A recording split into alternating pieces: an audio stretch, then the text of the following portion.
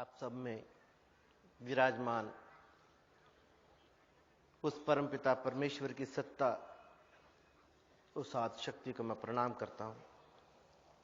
मेरा प्रणाम स्वीकार करें।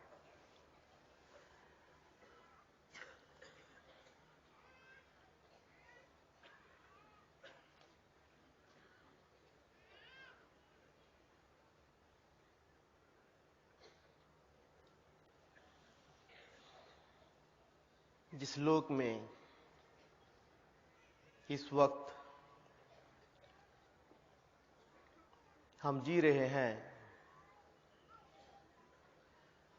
ये लोक मृत्यु लोक कहलाता है।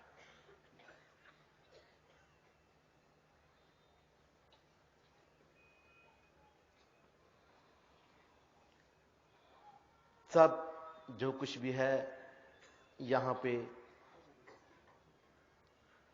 वो खत्म होगा।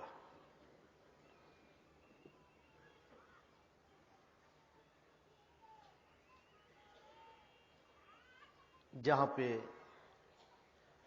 कुछ भी स्थायी नहीं है, आज है कल नहीं होगा,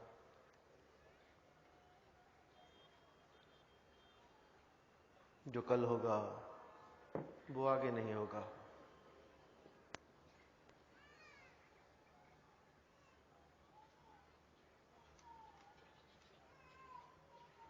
परंतु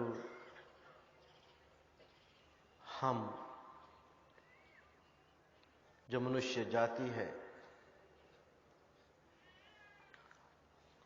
परमपिता के अंश हैं।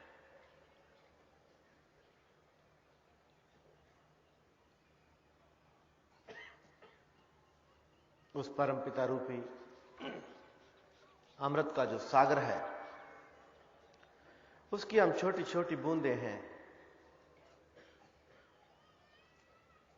परंतु है अमृत है। हमारे अंतर में परमपिता विराजमान है। ऐसी गुरुओं ने महिमा गाई है। कल उस विषय के ऊपर काफी चर्चा भी हुई थी।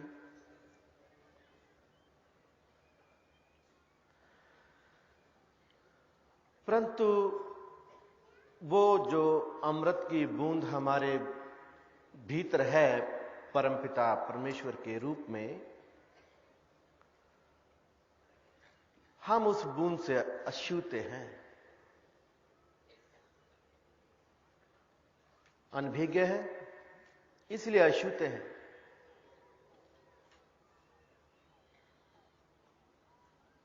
परंतु हमारी अनभिज्ञता को गुरुओं ने हमें समझा समझाकर बताया। सभी गुरु साहिबान ने महिमा गाई, तरह तरह से, अलग अलग तरीकों से, अलग अलग शब्दों से हमें समझाने की कोशिश की।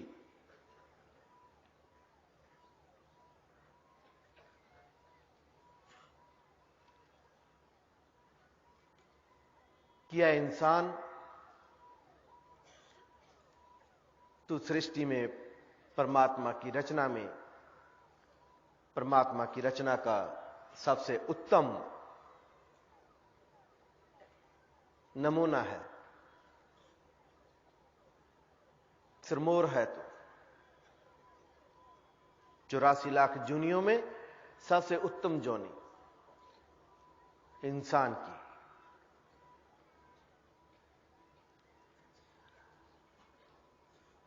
और इस उत्तम जोनी को पा करके हमें यह भी समझाया कि हमें उत्तम कार्य भी करना है।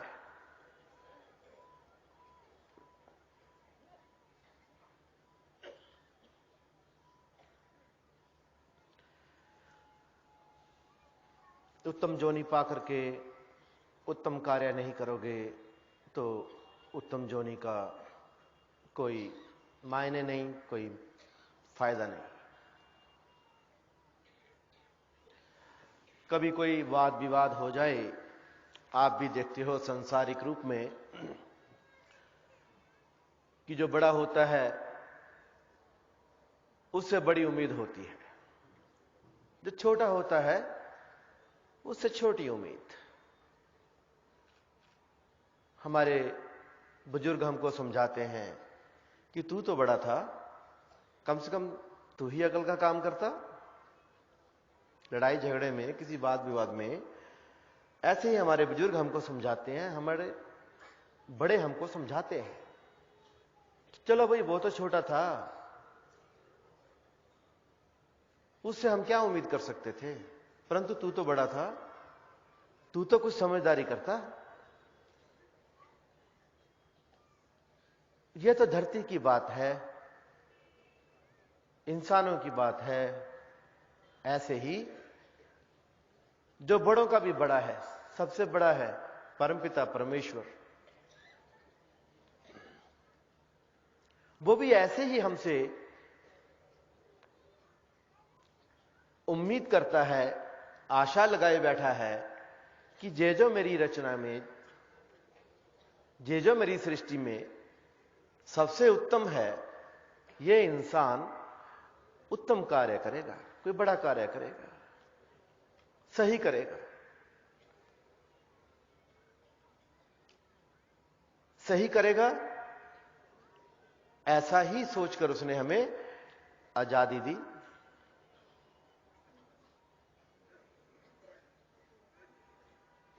हमारे को किसी बंदिश में, किसी बंधन में नहीं बांधा उसने।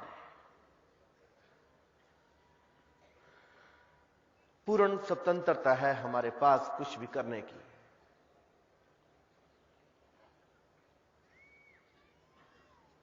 यह बहुत बड़ा आशीर्वाद है हमारे लिए।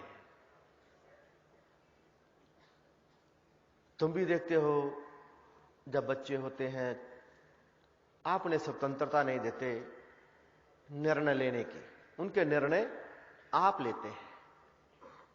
लेकिन जब बच्चा बड़ा हो जाता है, समझदारी दिखाता है, तो धीरे धीरे आप उसके निर्णय उसके ऊपर छोड़ देते हैं, जे समझते हुए कि जे समझदार हो गया है, सही निर्णय लेगा, सही कार्य करेगा, कुछ गलत नहीं करेगा। ऐसे ही परमपिता ने हमें आजादी दी, ये सोचकर कि ये इंसान है, ये मैंने हूबहू अपनी नकल पे, अपनी तर्ज पे बनाया है।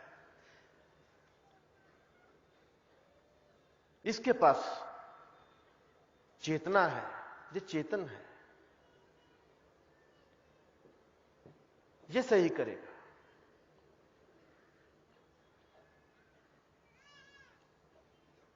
ये हमारे लिए बहुत बड़ा अहोभाग्य है, बहुत बड़ा आशीर्वाद है कि हमें इतनी आजादी दी परमपिता ने। जो आशीर्वाद है हमारे लिए, देखा जाए तो ये हमारे लिए अभिशाप भी है। क्यों? अगर हम तुमको चाकू दे देंगे कुछ कार्य करने के लिए, और उस चाकू से तुम अपने को ही जख्मी कर लो, अपने को ही काट लो, तो इसी तरह से जो हमारी आजादी, जो हमारी स्वतंत्रता परमपिता ने हमें दी, वो हमारे लिए आशीर्वाद तो है, परंतु साथ में अभिशाप भी है। वो इसलिए क्योंकि हम आजादी का दुरुपयोग करेंगे तो हमें हानि होगी।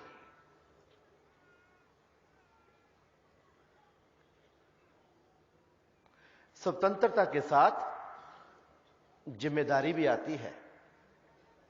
स्वतंत्रता अकेली नहीं आती।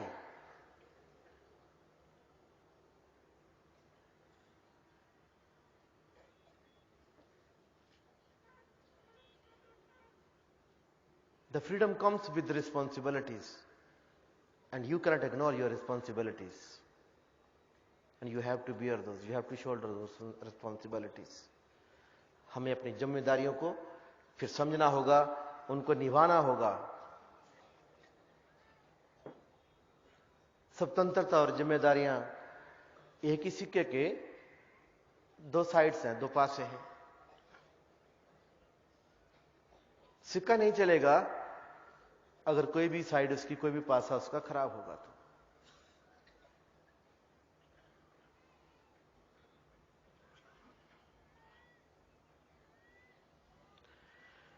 तो हम परमात्मा के द्वारा दी हुई आजादी का हम पूरा पूरा उपयोग तो कर रहे हैं। अब इसको उपयोग बोलो या दुरुपयोग बोलो,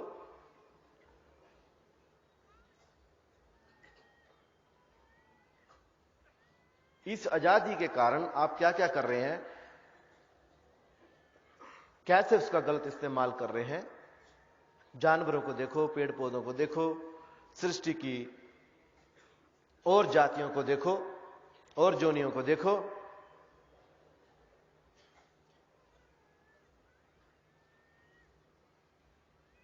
वो अपने स्वभाव के अनुसार करते हैं। पेड़ है, अपने स्वभाव के अनुसार उसने बड़ा होना है, छाया देनी है, फूल देने हैं, फल देने हैं।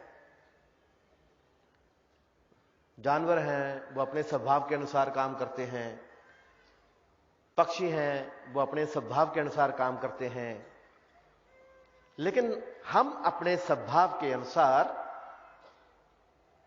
जो हमारी ट्रू नेचर है, हमारा असली स्वभाव है, उसके अनुसार हम नहीं करते। काम, क्रोध, लोभ, ईर्ष्या, द्वेष, इनसे ग्रस्त होकर के हम ना जाने कौन कौन से दुष्कर्म करते रहते हैं। और यही हमारे दुखों का कारण भी है।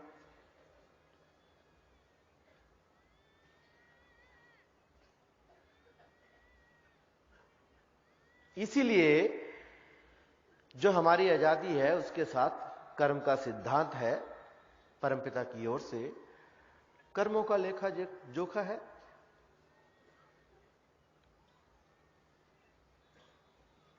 कर्मी अपनो अपनी की नेड़े की दूर, आज नहीं तो कल अपने अपने कर्मों का फल मिलेगा। कुछ कर्मों का फल आज मिल जाएगा, कुछ कर्मों का फल कल मिल जाएगा, लेकिन मिलेगा जरूर।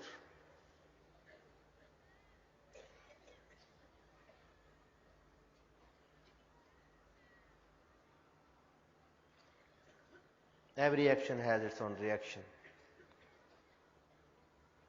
कोई भी एक्शन बेकार नहीं जाएगा। ये सृष्टि में जो सिद्धांत है। तो जो हमारे एक्शंस हैं, अच्छे या बुरे,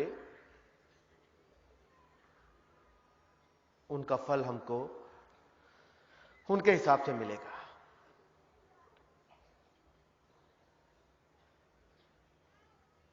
और वही फल भोगने के लिए हमें जो चोला मिलता है, इंसान का चोला मिलता है, कर्मों के हिसाब से ही चोला मिलता है।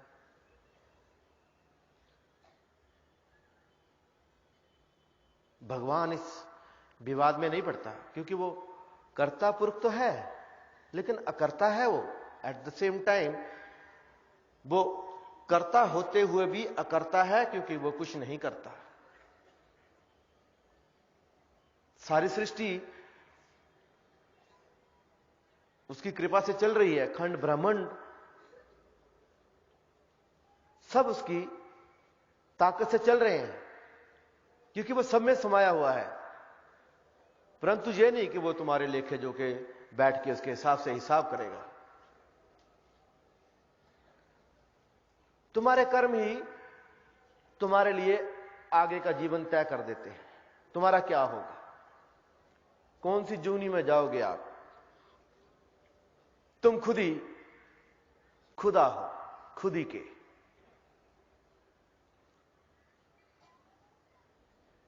तुम तय कर सकते हो आगे क्या होगा तुम्हारे लिए। कर्मों के हिसाब से जैसे कर्म करोगे वैसा ही हो जाएगा।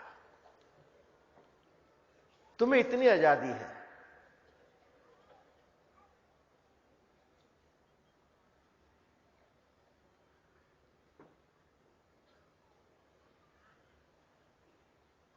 अपना भविष्य तुम तय कर सकते हो, अगला जन्म तय कर सकते हो। जा, कोई जन्म नहीं, ये भी आप पक्का कर सकते हो। मृत्युलोक में रहना, इस मृत्युलोक में बार बार आना, यह हमारे लिए नहीं था। तुम भी जाते हो, घर के बाहर जाते हो, सुबह जाते हो, शाम को वापस आ जाते हो। काम धंधा किया, सुबह काम पे निकले, काम कमाया, दुकान पे गए, दफ्तर में गए, स्कूल में गए, जो भी काम है आपके पास, जैसा भी काम आप करते हैं वो गए, सुबह काम को गए, दिन भर कमाया, शाम को वापस घर को। ऐसे ही हम भी जहां इस मृत्युलोक में, इस धरती पे कमाने ही आए थे, और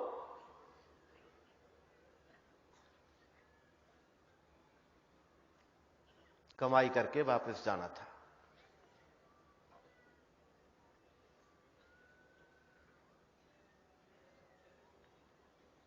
जितनी जल्दी कमाई कर लेते। कमाना क्या था? राम का नाम, प्रभु का नाम, वही कमाना था। हर की टहल कमावनी, जपिए प्रभु का नाम, बस इतना सा था। बाकी इस शरीर के लिए 2 रोटी का जुगाड़ करना था, क्योंकि वो कर्म में आएगा, क्योंकि कर्म तो करवाना है प्रभु ने तुमसे। वो जो कर्म की कसौटी पे ही तुम्हें परखा जाएगा। वो इतना कुछ कर देता है, इतना कुछ कर सकता है, तो वो क्या ये नहीं कर सकता था कि हमें भूख ही ना लगे, हमें प्यास ही ना लगे, हमारे अंदर काम वासना ही ना हो?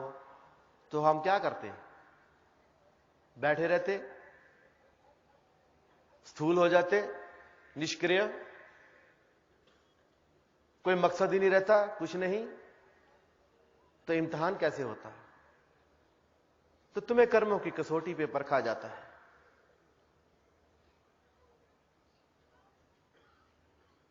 तो जो भूख प्यास का प्रबंध, जिसने जो 5 इंद्रियां हमारे में लगाई हैं इस शरीर में, उसके हिसाब से वो 5 मजमून हमको पकड़ने थे, उनको अपने काबू में करना था, उनको समझ लेना था।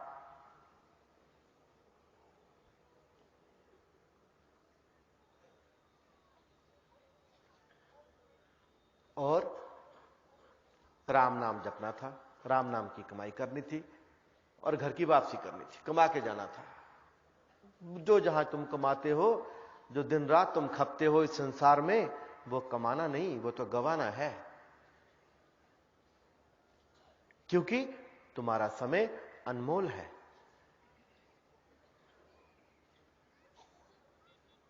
जितना ज्यादा समय हम भजन बंदगी में लगाते, वही वसूली थी, वही कमाना था।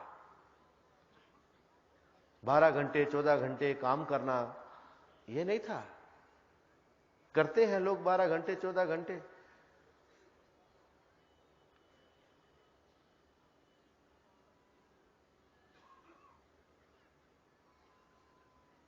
फिर थक हार जाते हैं, आकर के बिस्तर में गिर जाते हैं, थके हारे आते हैं, बस कुछ नहीं कर सकते। ऐसे ही एक दिन पूरा जीवन इसी तरह से बिताते बिताते तुम थक जाओगे, तुम टूट जाओगे, तुम चकनाचूर हो जाओगे और गिर जाओगे। लेकिन अब तुम थकते हो तो बिस्तर पे गिरते हो, और जब जिंदगी के आखिर में जब पूरा थक जाओगे तो भी तुम गिरोगे, लेकिन गिरोगे मृत्युशैया पे।